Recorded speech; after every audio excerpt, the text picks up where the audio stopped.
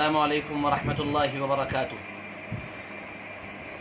میں سید سعدی قاسمی آپ کی خدمت میں آج کا نیا سوال اور اس کا جواب اور ایک نئی ویڈیو لے کر حاضر ہوں۔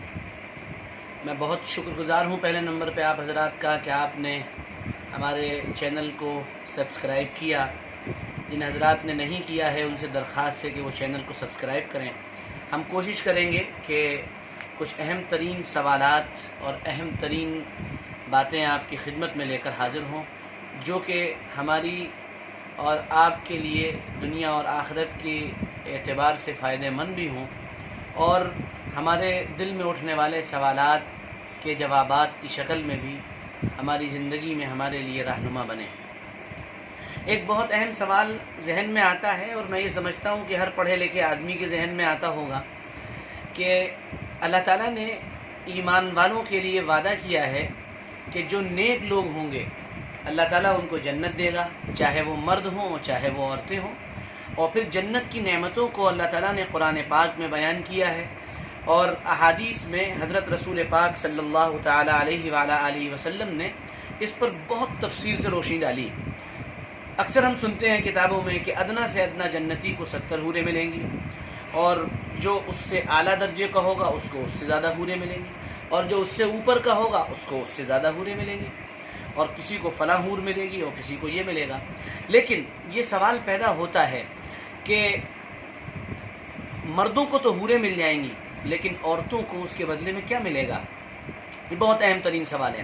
میں کوشش کروں گا اس چھوٹے سے ویڈیو کے اندر آپ کو اس کا جواب دوں، اور ایسا جواب دوں جس سے آپ مطمئن ہو سکیں۔ سب سے پہلی بات تو یہ ہے کہ اللہ تعالیٰ جو عورت ہوگی وہ عام طور پہ دو طرح کی ہوتی ہے۔ ایک عورت وہ ہوتی ہے جس کی شادی ہو گئی، ایک عورت وہ ہوتی ہے جس کی شادی نہیں ہوئی ہے۔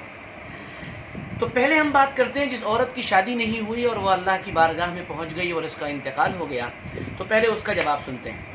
تو سب سے پہلے اس سوال کا جواب یہ ہے کہ اللہ تعالیٰ اس کو اختیار دیں گے، وہ جس مرد سے چاہے شادی کر لے اور جس مرد کے ساتھ بیانا چاہے وہ بیاہ جائے، اس کو اختیار ہوگا۔ اور اگر اس کو کوئی مرد وہاں سپوز کریے پسند نہیں آتا ہے، تو پھر اس کو اللہ تعالیٰ کی طرف سے یہ انعام دیا جائے گا کہ اللہ حوروں میں سے ایک آدمی کو مرد کی شکل دے دیں گے، مرد کی شکل میں پیدا کر دیں گے، اور پھر وہ آدمی اس سے شادی کرے گا، اور اس طرح وہ عورت راضی ہو جائے گی، کیونکہ جنت رضامندی کی جگہ ہے۔ جو چاہیں گے وہ وہاں ملے گا۔ وَلَكُمْ فِيهَا مَا تَشْتَهِي أَنفُسُكُمْ وَلَكُمْ فِيهَا مَا تَدَّعُونَ، قرآن میں صاف اللہ تعالیٰ نے ارشاد فرما دیا۔ اب رہ گئی وہ عورت جس کا نکاح دنیا میں ہو چکا ہے۔ اب جس کا نکاح دنیا میں ہو چکا ہے تو وہ بھی دو طرح کی عورتیں ہیں۔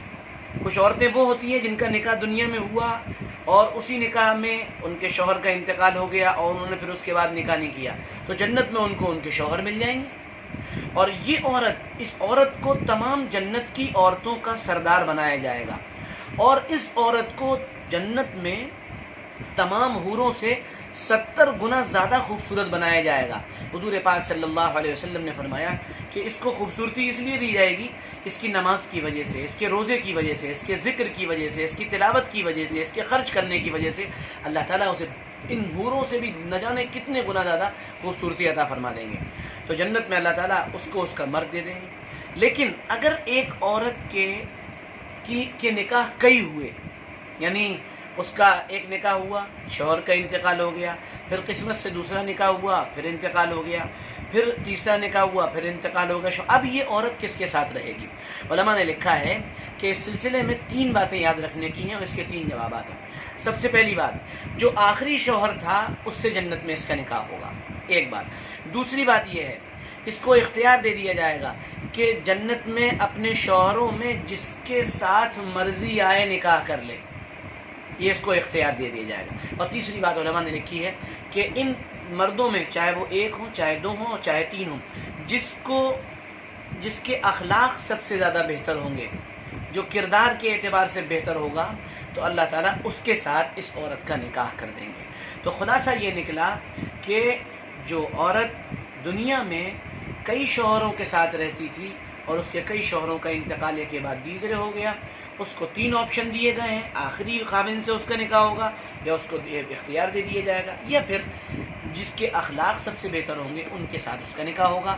یہ ایک اہم ترین سوال تھا جو اٹھایا جاتا تھا، جیسا کہ آپ لوگوں نے بھی کیا، میں نے اس کا جواب دینے کی کوشش کی۔ اللہ تعالیٰ کہنے سننے سے زیادہ عمل کی توفیق عطا فرمائے۔ السلام علیکم ورحمۃ اللہ وبرکاتہ۔